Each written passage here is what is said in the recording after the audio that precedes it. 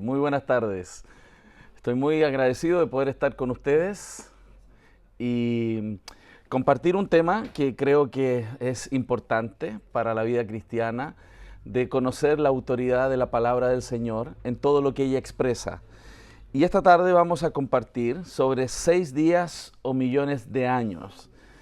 Este es un tema un poco controversial para este tiempo, debido a que desde la incursión de la teoría evolutiva, donde Charles Darwin ha propuesto que hemos venido de animales, de seres simiescos, muchas otras propuestas han tratado de explicar el origen de todas las cosas. Y uno de los aspectos que nos interesa en esta tarde es cómo la Biblia habla sobre el origen de todas las cosas, incluyendo no solo el origen de las especies, sino también el origen de todas las cosas. La Biblia comienza con una frase maravillosa que dice: en el principio creó Dios los cielos y la tierra. En esa frase se explica que Dios creó el tiempo, crea la materia, crea el volumen, los espacios, y desde ahí en adelante el Señor dio forma a toda la creación en la cual nosotros existimos. Para nosotros los creyentes, la realidad se construye al menos con 3 aspectos muy importantes. Uno, con el reconocimiento de que hay un Dios que es la causa de todas las cosas. En el área de la filosofía eso se conoce como ontología. ¿Cuál es la realidad última? Y es necesario responder eso porque todos los seres humanos, indirecta o directamente, tratamos de responder cuál es la causa primaria de toda la realidad. Pero también los seres humanos necesitamos una fuente de verdad en la cual confiar para definir los aspectos verdaderos, la fuente de la verdad para cada aspecto de nuestra vida. Eso es lo que se conoce como epistemología. ¿Cómo sabemos lo que sabemos? ¿Cuál es la fuente de la verdad? Y sin duda también necesitamos entender cómo definimos las categorías de bien y de mal. ¿Quién define lo que es bueno y lo que es malo? Para los creyentes, la ontología, la realidad última, la epistemología, nuestra fuente de la verdad, y la ética o moral, viene todo dado desde Dios. Dios se ha revelado. Dios se ha revelado a través de su creación. La creación da testimonio de que Dios ha creado, pero también nos ha dado su palabra para conocer la verdad y entender también la manera en la cual nosotros debemos vivir. Sin embargo, este mundo ha propuesto diferentes respuestas a estos aspectos. En el aspecto ontológico, ¿cuál es la realidad última? La mayoría de las personas tienden a definir la realidad última como la materia siendo causa de todo, o la nada siendo causa de todo. Los filósofos griegos ya pensaban que la materia podía ser eternamente existente. Estamos hablando de filósofos de 400 años antes de Cristo. Pero también existía el pensamiento de que había una causa original de todas las cosas. Desde el punto de vista de la epistemología, tenemos diferentes acercamientos a tratar de definir la fuente de la verdad. El razonamiento, la investigación científica, el empirismo. El ser humano trata de encontrar la verdad por diferentes métodos.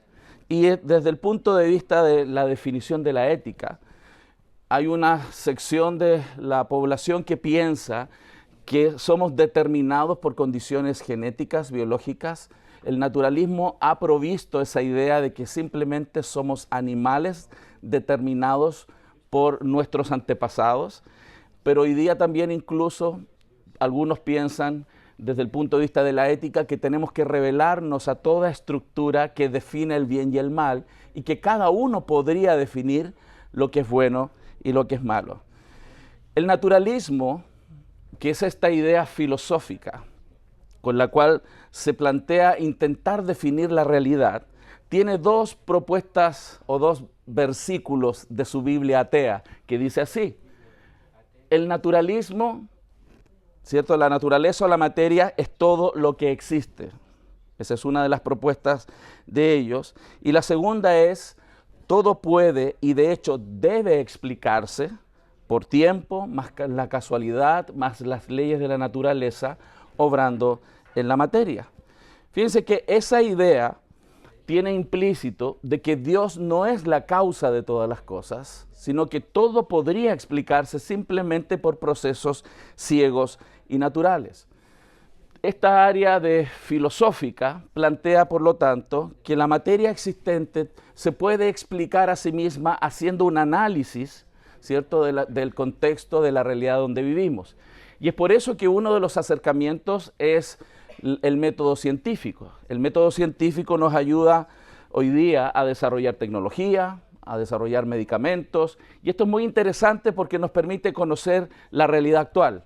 Los que somos cristianos y también los no cristianos apreciamos esta ciencia. Y algunos han tratado de utilizar este acercamiento, este conocimiento, para explicar lo que somos, la materia, la energía, pero también incluso han tratado de decir que este sistema, este sistema nos permitiría explicar todas las cosas. Sin embargo, lo que nosotros observamos en los laboratorios puede explicar la realidad presente. Pero si intentamos entender qué pasó en el principio de todas las cosas, si tratamos de entender qué ha sucedido en el pasado, esta metodología no nos sirve, porque no podemos repetir en un laboratorio lo que es un hecho histórico. Por eso existe otra categoría de ciencia, que es el método legal histórico. ¿Qué es este método? Es el esfuerzo por interpretar hechos pasados a través de las evidencias que observamos en el presente.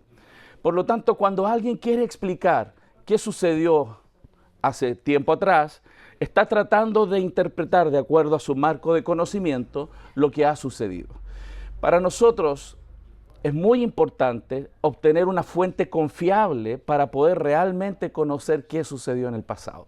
Los seres humanos han desarrollado muchas teorías. Por ejemplo, hoy lo que se acepta en mayor consenso, que toda la realidad existente tiene millones de años.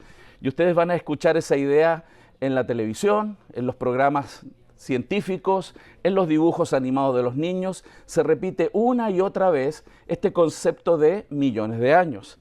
Pero ¿tiene la Tierra millones de años? ¿Tiene el cosmos millones de años? La fuente de verdad para obtener la respuesta a esa pregunta no surge de la investigación que nosotros hacemos en un laboratorio hoy, porque esto tiene que ver con algo que ha sucedido en el pasado. Esto es relevante porque a nuestros jóvenes y cuando estudiamos en la academia, el prestigio que tiene la ciencia observacional, el método científico, se presta a una categoría de ciencia como esta, que es inferencial, tiene presuposiciones. Y quiero hacer un ejercicio con ustedes aquí en un momento. Por ejemplo, Carl Sagan, que fue el director del programa Cosmos en los años 80, él dice así, que los secretos de la evolución son el tiempo y la muerte. El tiempo para la lenta acumulación de mutaciones favorables y la muerte hacen espacio para nuevas especies.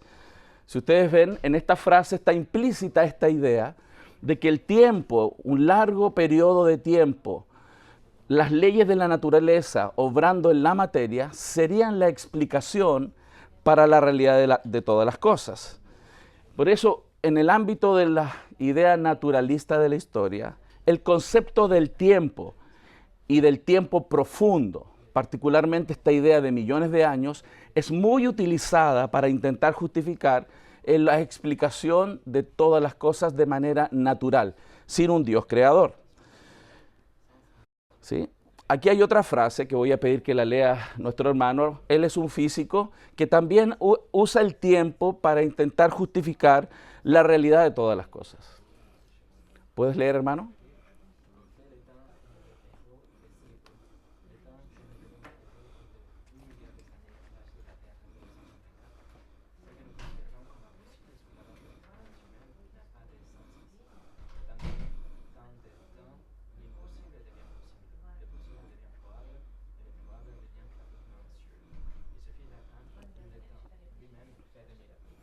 El tiempo en sí hace milagros.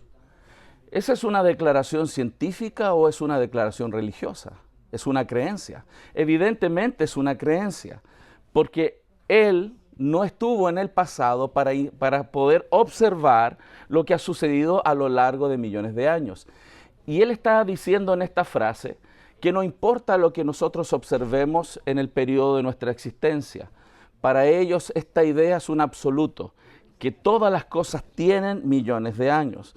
Es una de los paradigmas o los elementos más importantes en la creación de la famosa teoría evolutiva, que tiene diferentes capas. Esta idea de la teoría evolutiva y esta idea de los millones de años se aplica en la cosmología para la explicación del universo, se utiliza también en la geología para intentar explicar los procesos de formación de nuestro planeta, pero también se aplica a la teoría evolutiva al origen de las especies. Si ustedes se dan cuenta, esa idea de millones de años, de procesos lentos y graduales, está siendo utilizado en diferentes áreas de ciencia para explicar el origen de las cosas, pero también cómo hemos llegado a observar el presente. Esa idea es utilizada como unos lentes con los cuales interpretamos las evidencias. Si queremos explicar los grandes cañones, si queremos explicar los fósiles, si queremos explicar el origen del ser humano, la diversidad de tipos de personas, la diversidad en las especies, ¿por qué existe tal diversidad? Esta idea de tiempo profundo es muy aplicada como un paradigma para interpretar las evidencias. Pero es un detalle importante entender que eso tiene grandes limitaciones, porque estamos interpretando las evidencias. Nosotros los creyentes tenemos una fuente de verdad, que es la palabra de Dios, que nos dice cómo sucedieron las cosas en el pasado y cuándo éstas sucedieron. Ellos no tienen una fuente autoritativa, una fuente verdadera dada por Dios. Ellos han desarrollado esta idea de manera inferencial. Y quiero hacer un ejercicio práctico para entender las limitaciones que tenemos sin una fuente verdadera cuando queremos interpretar el pasado. Aquí hay una pregunta que necesitaría una hermana valiente que pueda responder esta pregunta en público. ¿Tenemos a alguien que se anime? Ok, mi hermana. ¿Cuál es su edad? 52 años. 53 años. ¿Cuántos le creen a nuestra hermana que ella tiene 53 años? Yo le creo. Yo le creo. ¿Sí? ¿Todos creen? Ok. Pero ¿cómo ella puede demostrar científicamente que ella tiene 53 años? No existe un experimento de laboratorio, no existe un examen científico observacional que nos permita demostrar que ella tiene 53 años. ¿Qué tendría que hacer ella para tratar de justificar que ella tiene 53 años? Yo le creo, seguramente quien tiene al lado también. Ella tendría que recurrir a un documento impreso que dice y tiene escrito el día, mes y año en el cual supuestamente ella nació. Pero existen personas que las han inscrito un día diferente al que realmente nació. Este tipo de documentos pueden ser incluso falsificables. Por lo tanto, no es segura la respuesta entregando un documento. Por lo tanto, un documento impreso no nos permite tener certeza realmente de que nuestra hermana nació hace 53 años. Pero yo tengo otra propuesta. Yo estoy seguro que el día que usted nació, su mamá estuvo ahí. Y eso es importante, ¿no? Porque tenemos a alguien confiable para usted que puede dar testimonio de lo que sucedió hace 53 años. Imagínense esto, para justificar algo que apenas sucedió hace 53 años, necesitamos un documento impreso y el testimonio de una persona confiable que da testimonio fiel de lo que sucedió ese día. ¿Qué es la Biblia? La Biblia es un documento impreso que tiene escrito el testimonio de personas que vieron eventos pasados, pero además el testimonio de un Dios que no miente, que es testigo ocular de lo que ha sucedido en el pasado. Por lo tanto, cuando un científico naturalista está proponiendo que algo ha sucedido en el pasado, él está suponiendo en base a sus creencias. Nosotros, cuando tratamos de explicar el pasado, nos apoyamos en una fuente verdadera de un Dios que no miente, para saber cómo sucedieron las cosas y cuándo éstas sucedieron. Los naturalistas incluso nos dicen que todas las cosas que nosotros vemos surgieron de la nada. Esa es la idea más aceptada. Pero ¿qué es la nada? ¿Se ha preguntado usted qué es la nada? Me gusta la definición del teólogo Jonathan Edwards. Él dice que la nada es aquello con que sueñan las rocas cuando duermen. ¿Qué sueñan las rocas cuando duermen? Nada. Pero es interesante cómo el raciocinio humano puede comenzar a intentar explicar, incluso caer en aspectos irracionales, por evitar una explicación como la que Dios propone en su palabra. Para el mundo secular, para el mundo naturalista en particular, la realidad es un sistema cerrado de materia y energía. Y si yo necesito explicar lo que sucede al interior de este sistema cerrado, la respuesta la debería encontrar dentro del sistema, a través del análisis de la materia durante procesos ciegos por millones de años. Para nosotros los cristianos, nuestra realidad, la cual Dios nos ha revelado, no es un sistema cerrado, es un sistema abierto, donde Dios es más grande que su creación. Él creó todas las cosas, pero hoy sostiene todas las cosas con la palabra de su poder. Entonces, la explicación de nuestra realidad no se limita a una comprensión materialista, sino entendemos que hay materia y energía, pero también entendemos que hay una realidad espiritual, donde Dios habita sin duda. Por lo tanto, la teoría evolutiva ha sido un esfuerzo por explicar las cosas sin Dios.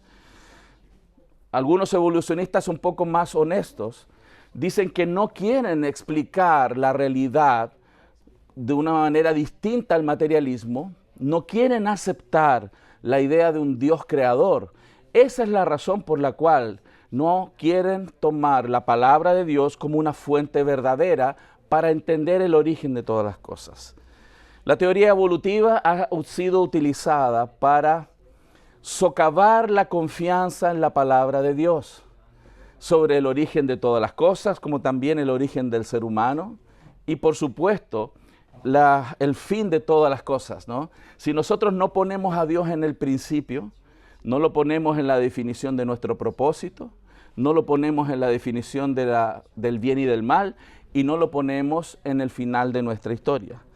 Este esfuerzo del mundo secular por explicar orígenes y la realidad existente ha desarrollado este proceso, esta gran historia que se conoce mayoritariamente en el mundo como la explicación de la teoría del Big Bang. Esa es la teoría que hoy genera mayor consenso. ¿Qué es la teoría del Big Bang? Es una propuesta de una gran historia, porque ellos nos dicen que hace 13.8 mil millones de años, de la nada, ¿cierto?, viene a existencia una partícula altamente densa, un huevo cósmico, dicen algunos, y que expande violentamente, y toda la materia, solamente por procesos ciegos y naturales, genera todo lo que nosotros observamos, las galaxias, el universo, el Sol, nuestra Tierra, y desde ahí, en nuestra Tierra, surge solo por procesos naturales y ciegos la vida. Un organismo simple, con capacidad de autorreplicar, con la información genética de todas las especies, y por mutaciones favorables y millones de años estamos hoy día aquí en Cannes. Pero la historia continúa. Para ellos el cosmos sigue expandiendo, todo se está enfriando y vamos a morir, ¿cierto? Algunas de las propuestas dicen que vamos a morir congelados. Si ustedes se fijan, esto es una metanarrativa, es una gran historia que tiene un principio y tiene un avance histórico sin Dios. Esta es la teoría naturalista. Ellos no consideran la realidad de que Dios es el creador de todas las cosas. Por ejemplo, si vamos a Génesis 1, vemos que Dios crea la luz y los astros, Él los crea en el cuarto día. Entonces, ¿cómo podría la luz ser explicada sin los astros? Para ellos es imposible, porque toda explicación que ellos quieren dar se centra solamente en un aspecto material. Para nosotros no. Dios creó todas las cosas, pero Él creó incluso la luz. Él no depende de los astros para crear la luz. Sin embargo, si yo quiero reducir a una explicación materialista todo lo que la Biblia dice, evidentemente excluyo lo sobrenatural que Dios describe. Y nuestro Dios, el creador de todas las cosas, es un Dios más allá de la naturaleza, es un Dios sobrenatural.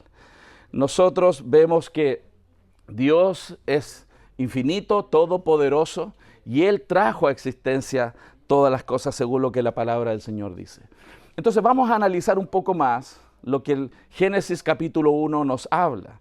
Particularmente queremos entender si vamos a sostener que Dios creó en 6 días o debiéramos rendirnos a esta idea materialista de la historia que trata de explicar todo a través de procesos lentos por millones de años. Entonces vamos a tener un acercamiento hermenéutico, vamos a tratar de tomar el texto y hacer una interpretación del texto. Para nosotros hacer una interpretación, una buena interpretación, existe un método que se conoce como histórico-gramatical. Requiere un análisis del lenguaje original en el cual la Biblia fue escrita. Deberíamos tener antecedentes de contexto, y eso es importante porque el autor original humano le escribe a oyentes de esa época que deberían entender lo que él está diciendo. Entonces hay asuntos de contexto. Pero también necesitamos entender el género literario. La Biblia tiene varios géneros literarios y nosotros deberíamos entender en qué género literario está escrito Génesis para poder interpretar. Seguramente usted lo conoce muy bien. Hay diferentes tipos de escritos, hay leyendas, hay poesía, hay fábulas, hay géneros distintos y dependiendo del género nosotros hacemos la interpretación. Si tenemos el periódico del día y al lado tenemos la Biblia y tenemos un libro como por ejemplo El Señor de los Anillos, que es una leyenda mitológica, ¿no? Esos 3 tipos de literatura se interpretan de manera distinta, no los leemos de la misma forma. No leemos El Señor de los Anillos como el periódico del día. Necesitamos entender el tipo de escrito que nosotros estamos utilizando para poder interpretar correctamente. Pero también necesitamos principios universales y particulares de comunicación y comprensión cuando queremos interpretar algún texto, entre otras cosas. Entonces, Génesis 1, Génesis en particular el libro, tiene que ser bien atendido en este sentido.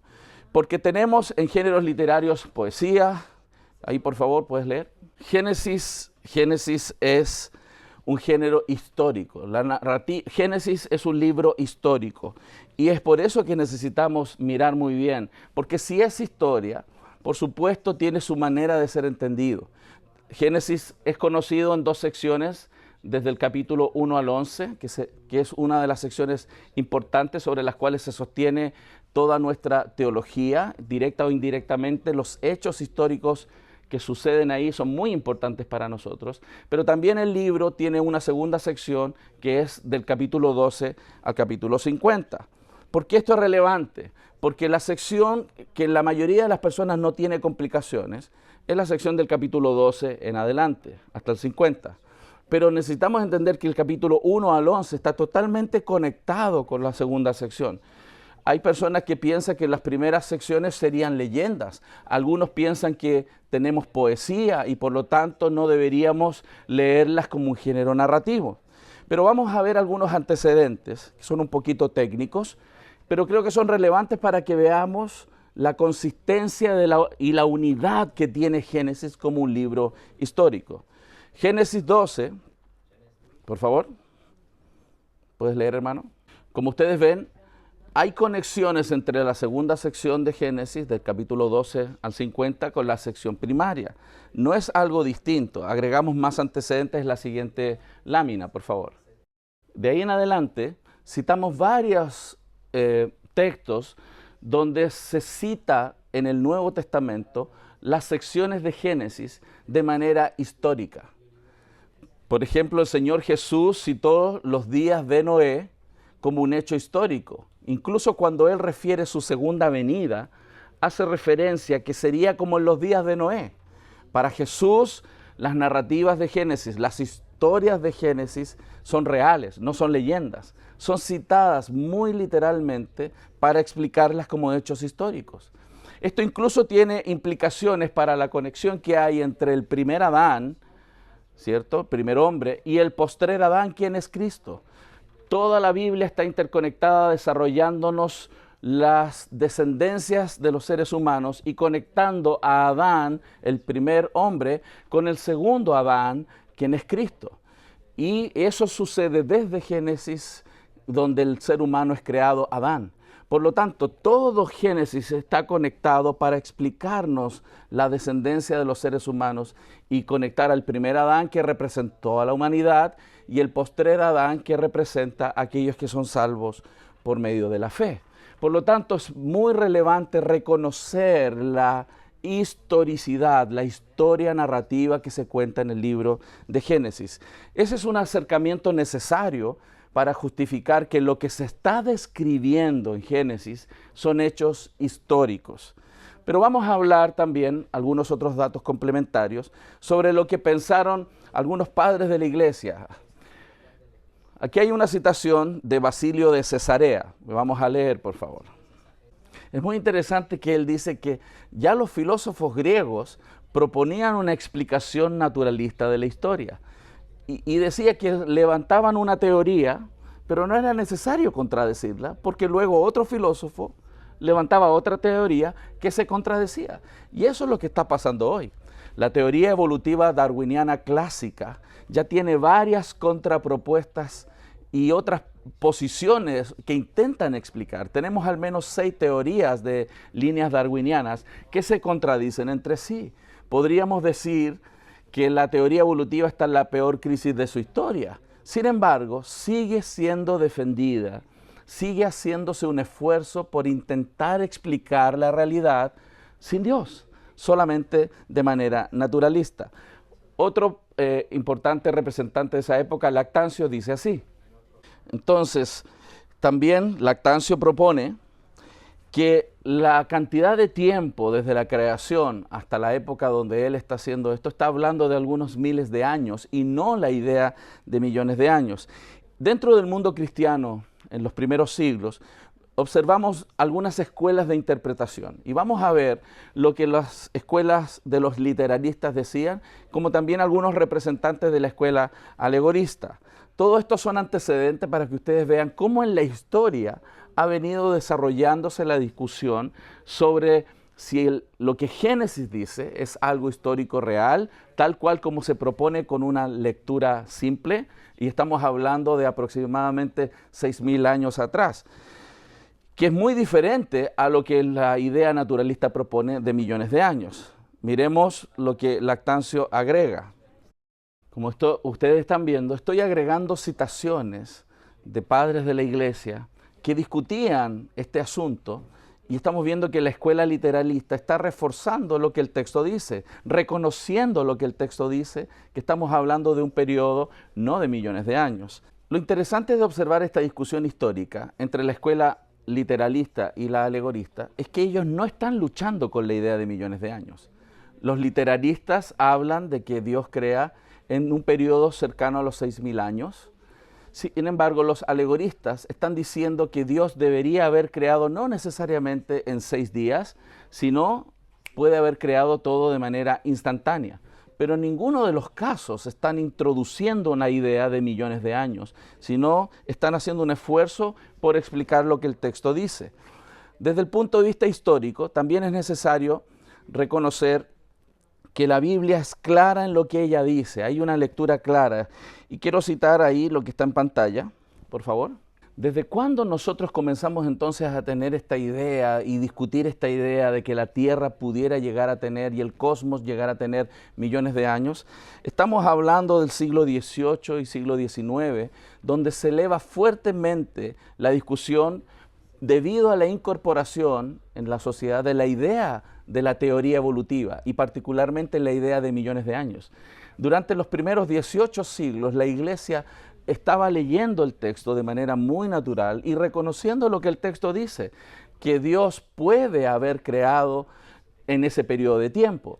Y esto es muy importante. Hay personas que me han preguntado o preguntan, ¿y Dios pudiera usar la evolución para poder originar todas las cosas? La verdad es que Dios puede hacer lo que Él quiera. Esa no es la pregunta, si Dios puede o no puede usar la evolución. La pregunta correcta es cómo Dios dijo que lo hizo. La palabra de Dios nos describe cómo lo hizo, cuándo lo hizo. Recuerden, lo que hice el ejercicio de definir la edad de nuestra hermana. Cuando una persona no estuvo presente en los hechos del pasado, requerimos una fuente de verdad confiable con la cual tener información de los eventos pasados. Nosotros, los creyentes, tenemos esa fuente que es la palabra de Dios. Y ahí tenemos que decidir. O nos paramos en lo que la Biblia dice y nos habla Dios respecto del pasado, o tomamos las ideas de personas que no estuvieron en ese tiempo y que de manera racional, por sus deducciones o por su conocimiento e interpretación, nos tratan de explicar lo que sucedió en el pasado. Entonces, hay algunos intentos por tratar de explicar lo que la Biblia dice respecto del día de reposo. Vamos a ver ese asunto respecto del séptimo día, si es eterno, porque algunos proponentes de la interpretación de Génesis nos han dicho que entonces que el séptimo día es un periodo largo de tiempo y que todavía estaríamos hoy día en el día séptimo, el día de reposo, y que no serían entonces los días literales de 24 horas.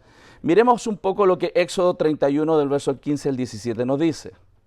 Éxodo nos dice que Dios reposa en el séptimo día. Algunos han propuesto que el séptimo día todavía es un tiempo presente, es un tiempo que está hoy día desarrollándose. Ellos dicen que ese séptimo día es un tiempo eterno. No reconocen que el séptimo día de Génesis 1 sería un día literal de 24 horas. Y si ese séptimo día, proponen ellos, no es un día literal de 24 horas, también podríamos suponer que los otros días no lo son. Y es por eso que necesitamos responder ese punto para justificar que ellos cometen un error. Dios creó en 6 días y el séptimo día que la Biblia habla también es un día de 24 horas. Y ese día donde Él deja de crear, reposa de crear, es diferente al reposo que Dios dará a aquellos que por medio de la fe han creído en Jesús y son salvos. Leamos lo que Hebreos capítulo 4 también nos dice. Entonces, algunos quieren relacionar el reposo que Dios da de manera eterna con el día de reposo. Pero quiero citar al teólogo Sam Waldron, que explica justamente que ahí existe una confusión. Una cosa es el séptimo día donde Dios reposó y otra cosa diferente es ese día eterno, ese tiempo eterno en el cual los creyentes disfrutaremos de Dios. Por favor. Entonces, respondiendo esa discusión, sigamos adelante. Utilizando las Escrituras, vemos que Jesús cita el Antiguo Testamento como hechos históricos. Y quiero solamente dejarlos aquí en pantalla para que ustedes se den cuenta cómo el Señor utiliza de manera con completa confianza estos textos como hechos históricos. Él no piensa que son leyendas. Tenemos ahí, por ejemplo, Adán y Eva, Abel, Noé y el diluvio, las experiencias de Lot con su esposa, el juicio de Sodoma y Gomorra, Moisés y la serpiente, los milagros de Elías, Jonás y el gran pez, y Moisés y el maná. Entonces, cuando el Señor Jesús se refiere al Antiguo Testamento, lo cita de manera histórica para explicar lo que Él necesitaba aclarar, expandir cuando Él caminó con nosotros. Otro dato importante es lo que Jesús piensa respecto de la edad del universo cuando responde acerca de la creación del hombre y de la mujer. Ustedes recordarán que hubo un suceso donde estuvieron preguntándole a Jesús sobre el divorcio. Y cuando Él explica y quiere dar una respuesta sobre el divorcio, en el fondo está respondiendo acerca del matrimonio y hablando del matrimonio. en Marcos 10:6 dice así. Lo que él está diciendo, Cristo nuestro Señor, que el hombre y la mujer fueron creados en el principio en la creación. Y eso es relevante, porque él posiciona el principio en esos 4000 años aproximadamente antes de la época de Cristo. Por lo tanto, el principio es ese periodo inicial donde Dios creó, y en ese periodo llamado el principio, varón y hembra los hizo. Si ustedes se dan cuenta, esto es relevante porque ¿dónde podríamos incluir 14.000 millones de años? El principio estaría en una sección anterior. Este sería el comienzo, el principio. ¿Dónde pondríamos entonces al ser humano? Tendríamos que ponerlo en un periodo al final de esos 14.000 millones de años. Entonces Jesús, cuando se refiere a la creación del hombre y la mujer, cita el principio como esa sección de tiempo inicial donde Él creó todas las cosas. No podríamos introducir con la mirada de Jesús un periodo largo de tiempo como los 14.000 millones de años que algunos proponen. En resumen, en esta sección, este esfuerzo por introducir la idea de millones de años, desde el siglo XVIII en adelante, ha permitido la generación de diferentes teorías. Ha habido un esfuerzo por reinterpretar lo que Génesis 1 nos dice. Y como ven ahí ustedes en pantalla, tenemos varias teorías en el mercado cristiano. Uno de ellos es el que intenta incorporar millones de años en Génesis, antes de Génesis 1.1. Habría un periodo largo de tiempo antes de Génesis 1.1. También ponen algunos millones de años entre el versículo 1 y el versículo 2. La bien conocida teoría de la brecha, no sé si ustedes las han escuchado, que dice que Dios creó todo en el principio, y como el segundo verso dice que todo estaba desordenado y vacío, para ellos el desordenado y vacío no sería algo que Dios produjo, sino la consecuencia de lo que se conoce como el diluvio de Satanás, que voy a explicar un poco más. Pero no es la única teoría. También existe la creación progresiva o días era, la hipótesis de Marco y evolución teísta. Incluso existe otra similar a los días era, que intenta integrar los días de 24 horas y los millones de años. Tenemos un proponente en Inglaterra que dice que Dios sí crea en días de 24 horas, pero los millones de años los pone entre esos días. Fíjense lo que está sucediendo. De una u otra manera, quieren encajar millones de años en el texto. El texto no habla de ese tiempo profundo. No tenemos desde el texto la posibilidad de entender eso, sino cuando alguien acepta la idea de millones de años, hace un esfuerzo por reinterpretar el texto. Y eso es sensible, porque para nosotros la palabra de Dios debe ser interpretada lo más fielmente posible. Quiero avanzar y mostrar y recordarnos lo que Génesis 1, verso 1 y 2 dice, por favor. ¿Qué es lo que el texto nos dice? Que Dios creó en el principio, ¿cierto? Y en ese principio, Él trajo a existencia todas las cosas. En el día 1, Él crea la materia. En el día 2 y 3, Él da forma a su creación. Y en el día 4, 5 y 6, Él llena su creación. Es como cuando uno quiere hacer una maqueta de una casa con cartón y madera. ¿Alguno de ustedes quizás lo hizo cuando joven o ayudó a un hijo a hacer una maqueta? La mayoría de los padres hacemos las maquetas en reemplazo de nuestros hijos. Eso no es muy honesto, pero eso sucede. Y es interesante pensar que cuando uno quiere construir una maqueta, lo primero que necesita es tener los materiales. Nosotros lo tenemos que comprar o conseguir. Dios no hace eso. Dios trajo a existencia toda la materia. Pero luego que tenemos los materiales, debemos darle forma, levantar las paredes y comenzar a generar los volúmenes de la maqueta. ¿Y qué hacemos después? Llenamos la maqueta de los elementos que ésta requiere. Ese es el orden lógico que describe los 6 días de la creación. Dios crea la materia, la energía en el día 1, día 2 y 3 Él da forma a su creación, y días 4, 5 y 6 Él llena su creación. Esa es la descripción lógica. Y es interesante porque, dado que la misma Biblia se interpreta a sí misma, entre ellas no hay contradicción, Éxodo 20, 11 nos explica que cuando Dios está dando la ley a los hebreos, Él dice, porque en 6 días hizo Jehová los cielos y la tierra. O sea, Éxodo 20 nos dice con toda claridad que la realidad de la creación en 6 días que Dios realiza, la usa como un paradigma, como un ejemplo para que los seres humanos trabajemos 6 días y tengamos un día especial donde descansamos y dedicamos este tiempo al Señor en su día. Por lo tanto, no creo que los hebreos estuvieran preguntando si esos 6 días eran o no literales. ¿Serán millones de años cada uno de esos días? ¿Son 1000 años? No, son 6 días de 24 horas. Vamos a ver lo siguiente. Entonces, la Biblia nos muestra, ¿cierto?, que Dios crea en 6 días, pero las propuestas que tenemos hoy día son múltiples. Ahí están descritas. Creación de 6 días, creación progresiva, teoría de la brecha, evolución teísta, hipótesis de marco teórico y diluvio global. Todas estas teorías que están ahí, como vemos, tienen la incorporación de una idea externa.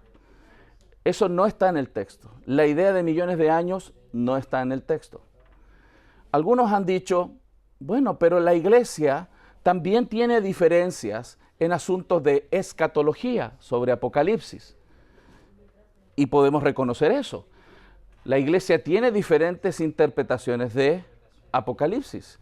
Tenemos algunos premileniales, amileniales, posmileniales, etc. Pero no es la misma situación, porque todas las interpretaciones de escatología son un esfuerzo de la iglesia por interpretar lo que el texto dice. No traemos una idea desde fuera del texto para incorporarla en el texto. Sin embargo, en las posiciones de Génesis sí existe una idea desde fuera del texto que distorsiona el texto, y eso no es lo que nosotros debemos hacer a la hora de interpretar la palabra del Señor. Los cristianos debemos hacer una exégesis, que significa sacar del texto lo que el texto nos quiere decir. El proceso inverso, que es poner una idea de fuera del texto, en el texto, que reinterpreta el texto, eso se llama eisegesis. Y eso evidentemente no es algo que los creyentes debemos hacer, porque distorsiona, niega, contradice muchas veces lo que la palabra del Señor nos quiere revelar. Entonces, una eisegesis, como dice ahí, por favor. Entonces, los cristianos debemos acostumbrarnos a ser fieles a lo que el texto dice. No traer nuestras propias ideas y ponerlas en el texto. Recuerden, esta idea de millones de años presupone que toda la realidad es un sistema cerrado de materia y energía donde Dios no existe.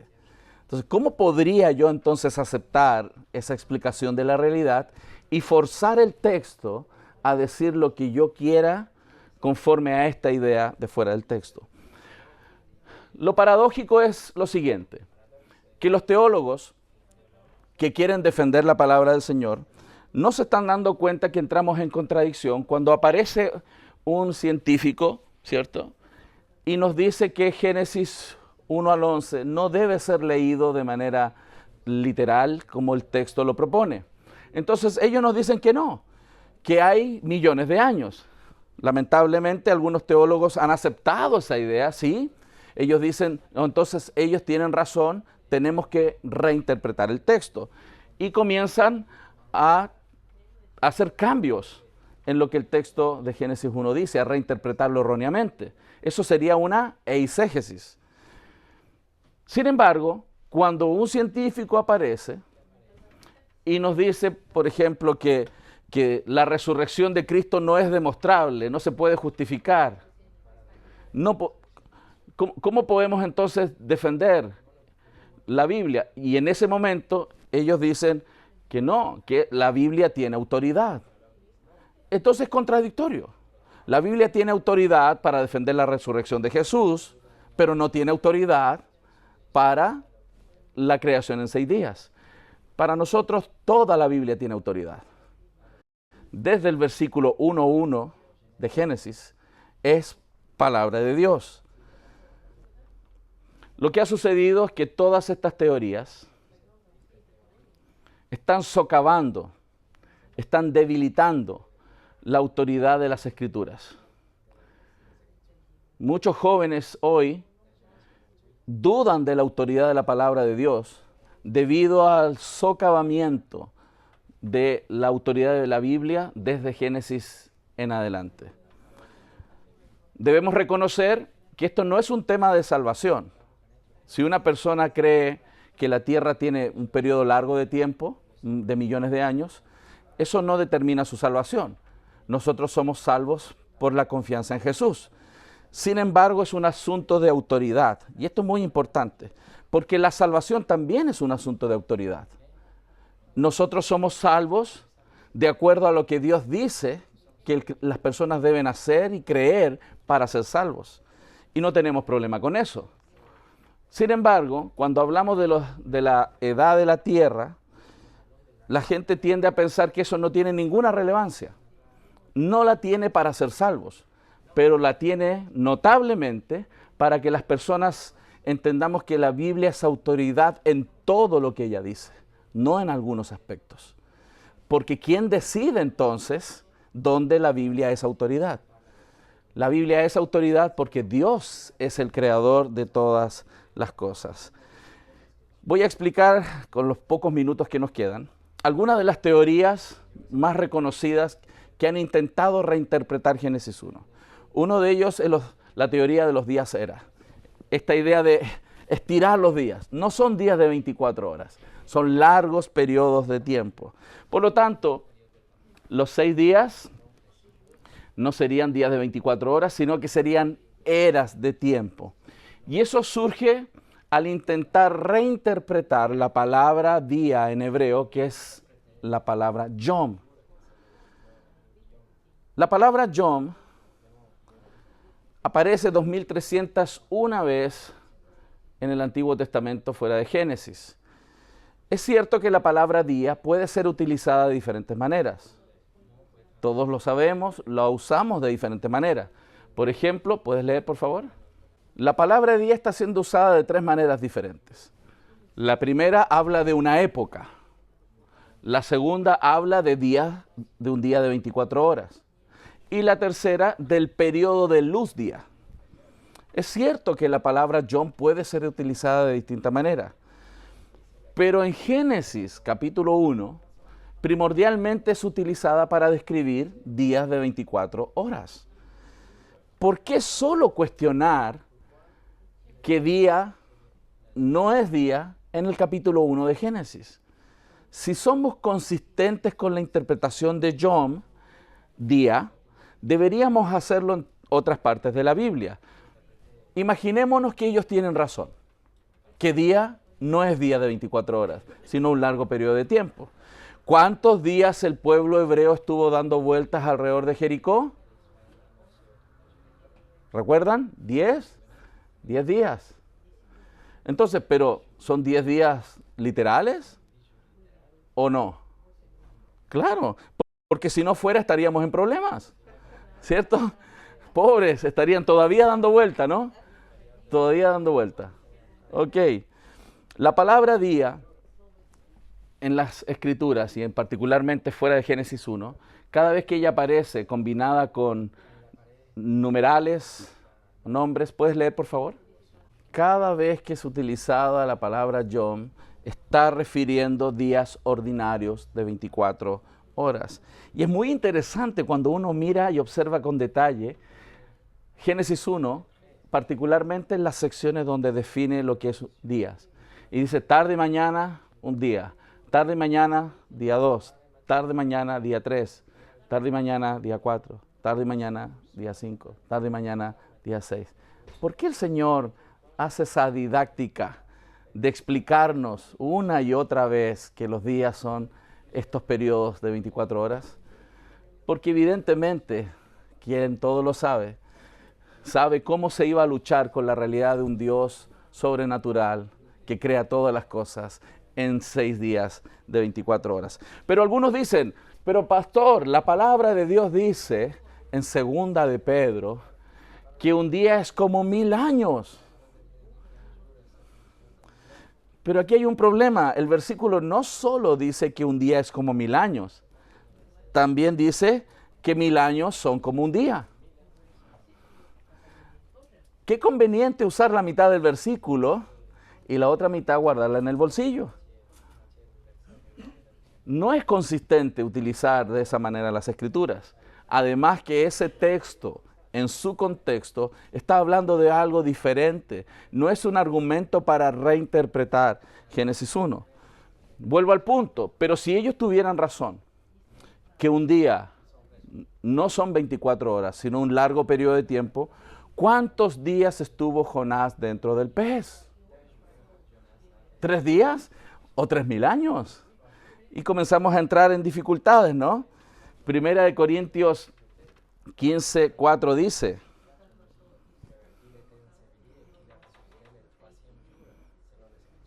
Jesús resucitó al tercer día. Si los días de Jesús no son días literales, Cristo todavía no ha resucitado. Estaríamos en serios problemas, porque si Cristo no ha resucitado, vana es nuestra fe. Por lo tanto, se producen serias inconsistencias si nosotros no tomamos en su contexto y hacemos una correcta interpretación de las palabras que la Biblia utiliza, particularmente, como lo hemos visto, lo que sucede al interpretar mal Génesis 1. Si Jesús todavía está en la tumba, estamos en serios problemas, como dice 1 Corintios 15. No voy a leer este texto, solamente lo cito para que ustedes vean la importancia de entender bien la palabra yom, día, no solamente en Génesis 1, sino a lo largo de todas las Escrituras. Entonces, la teoría de los días ha sido un esfuerzo para reinterpretar lo que la palabra del Señor nos dice, porque han aceptado la idea de millones de años. Otra de las teorías es la teoría de la brecha, que es la que refería hace unos minutos atrás. En este caso en particular, también es un esfuerzo por encajar millones de años, esta vez entre el versículo 1 y el versículo 2 de Génesis 1. El problema de esto es que se está metiendo en ese periodo de la historia muerte, sufrimiento, dolor, porque las especies que estuvieron supuestamente evolucionando pueden ser moldeadas y pueden existir de acuerdo a sus capacidades. El más apto sobrevive. Por lo tanto, en ese periodo tendríamos muerte y sufrimiento. Y la Biblia es clara en decir que la muerte y el sufrimiento es la consecuencia de las acciones morales de los hombres. La muerte entró en el mundo por el pecado de Adán. Antes de que Adán pecara, la creación era un paraíso, un Edén, sin muerte y sufrimiento. Entonces, cuando aceptamos la idea de millones de años antes del pecado de Adán, estamos incorporando muerte y sufrimiento en un periodo de la historia donde eso no existía, según lo que la palabra del Señor nos dice.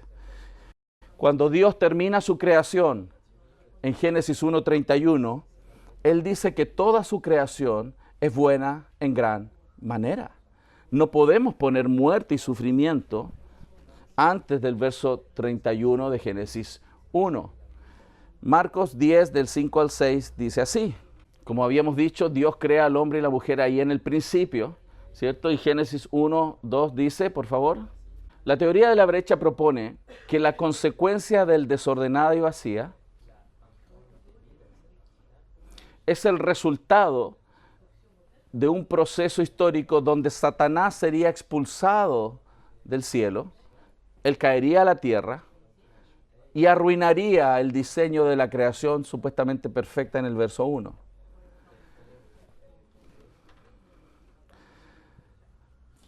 La idea entonces para ellos de desordenada y vacía no sería algo que sería directamente originado por Dios, porque ellos dicen que Dios es un Dios de orden.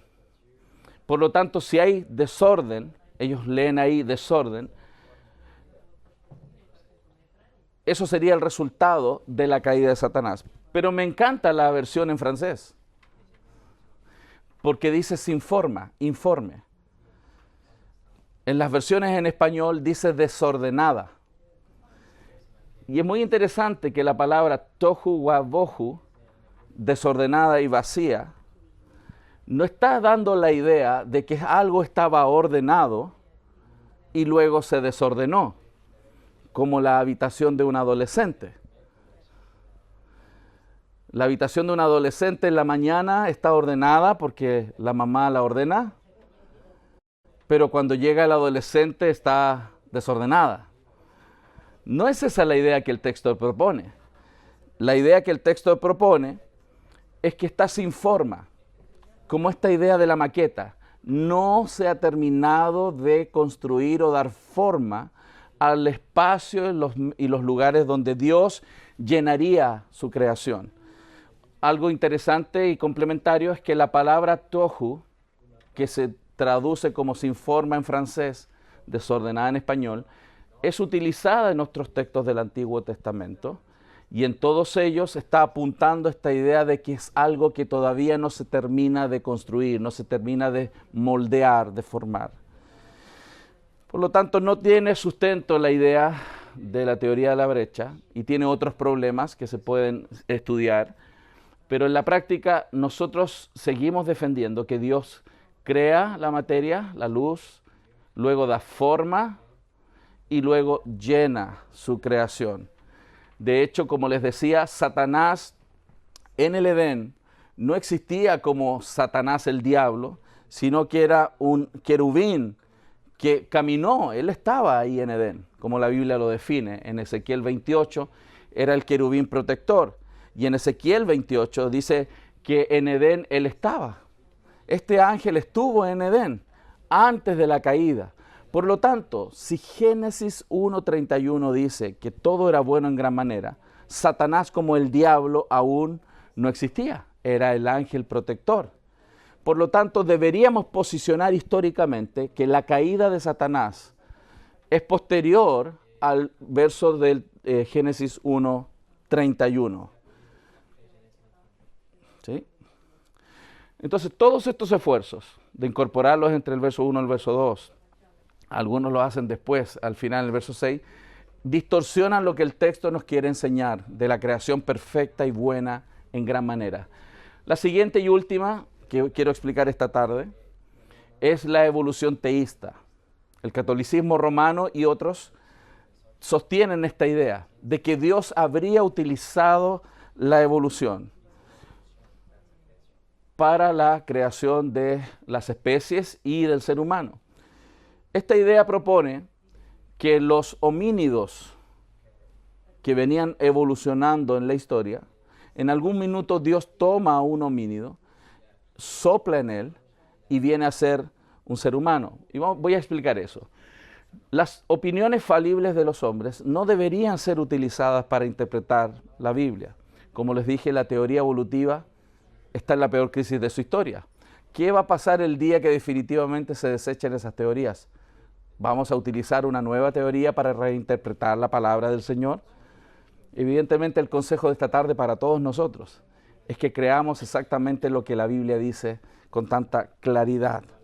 La palabra del Señor es perfecta. ¿Sí?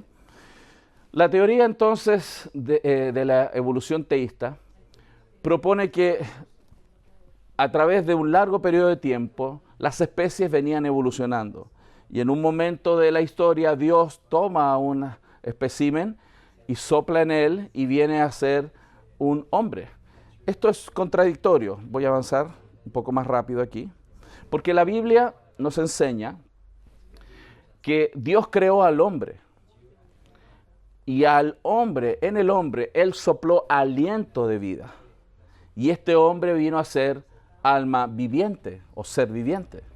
Ese es el orden. Dios crea al hombre, Adán, sopla aliento de vida y vino a ser Nefesh Kayah, alma viviente. La evolución teísta propone que había, ¿cierto?, un ser viviente al cual sopla Dios aliento de vida y este viene a ser hombre. Este sería un ser viviente como un homínido en el cual Dios sopla aliento de vida y él resulta ser un hombre. Ese orden es totalmente diferente a lo que la Biblia propone con mucha claridad. Dios nos crea de manera especial como seres humanos y crea a Adán en el principio y él sopla aliento de vida y a ese le llamó alma o ser viviente, Nefesh Kayah. Y particularmente nosotros los seres humanos somos creados especialmente a imagen y semejanza de Dios. Quiero ir haciendo un cierre de esta primera exposición para reforzar esta idea. ¿Por qué esto es importante? Como hemos distinguido desde el principio de la ponencia,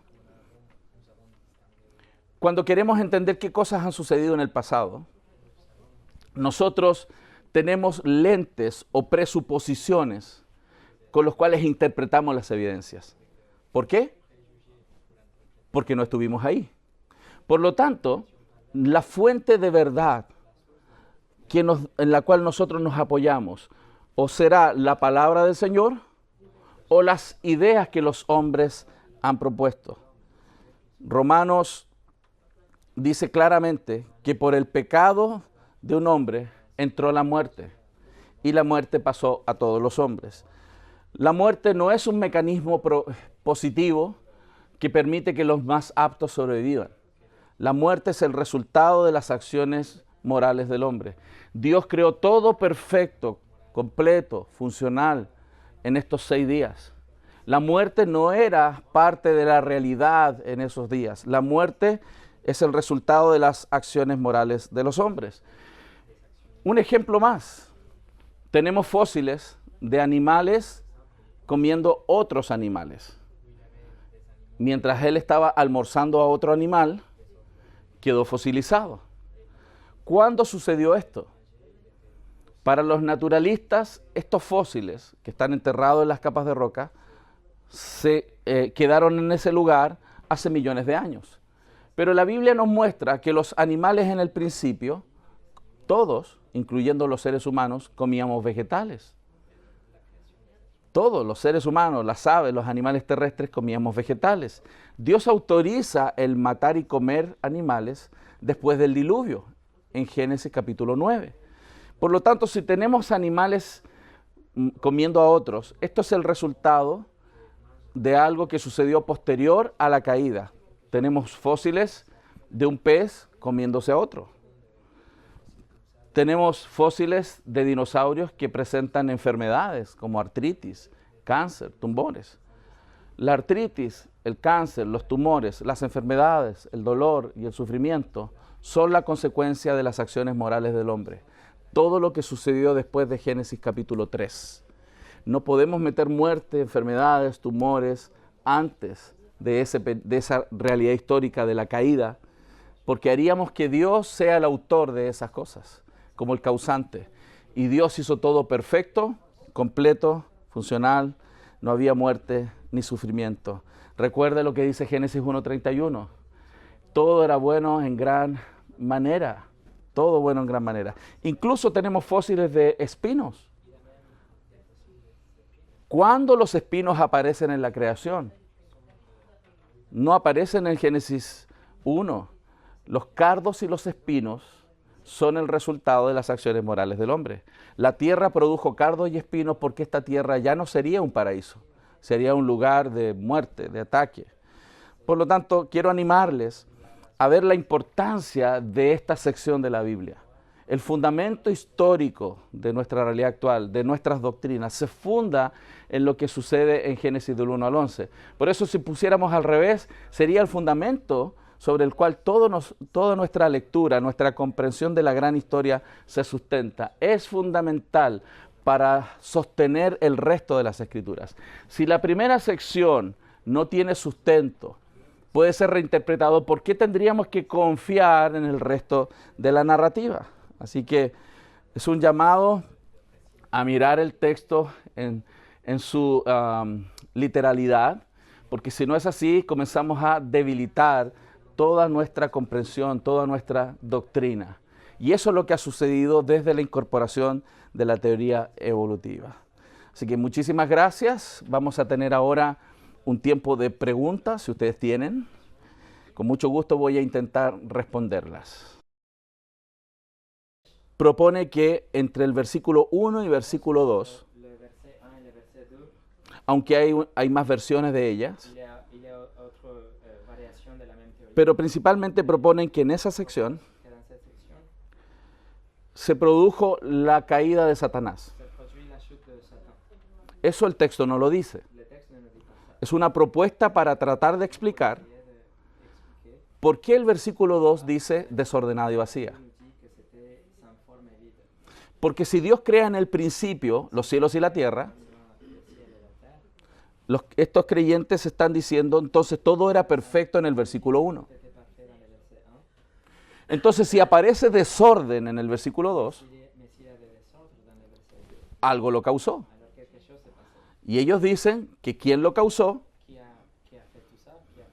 sería Satanás en esta caída. Él es el padre de la mentira. Tenemos muchas razones para acusarlo. Pero esta no sería una razón para acusarlo. Sí. Creo que esa es, en mi opinión, creo que eso no es un abordaje correcto de lo que el texto dice.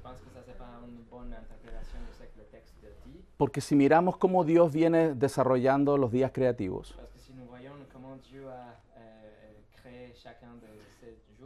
cada vez que Dios crea en un día, y aquello que Él crea cumple el propósito para el cual Él lo crea, Dios dice que eso es bueno. Y cuando Dios crea a Adán y a Eva en el sexto día, y termina luego con el séptimo día donde Dios dice que todo es bueno en gran manera, vemos que toda la creación, incluyendo la creación del hombre y la mujer, cumplen el propósito principal para el cual éstas fueron creados.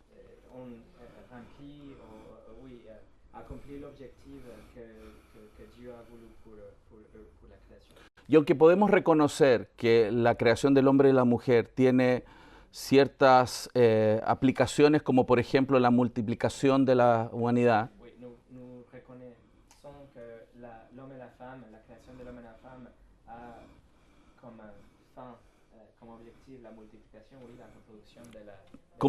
como incluso también la idea de que las personas no estemos solas en la vida,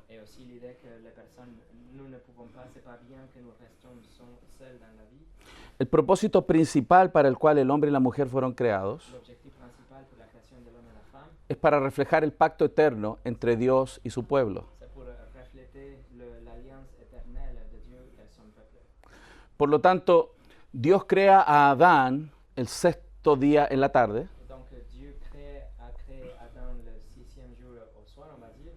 mientras Eva aún no estaba, que también fue creada el sexto día, la tarde. Dios dice que no es bueno el hombre solo, pero no en aspectos, en un sentido humanista, pensando en la soledad del varón, sino que solo, sin la mujer, no podrían reflejar esta realidad tan hermosa de reflejar a Dios, el pacto eterno de Dios con su pueblo.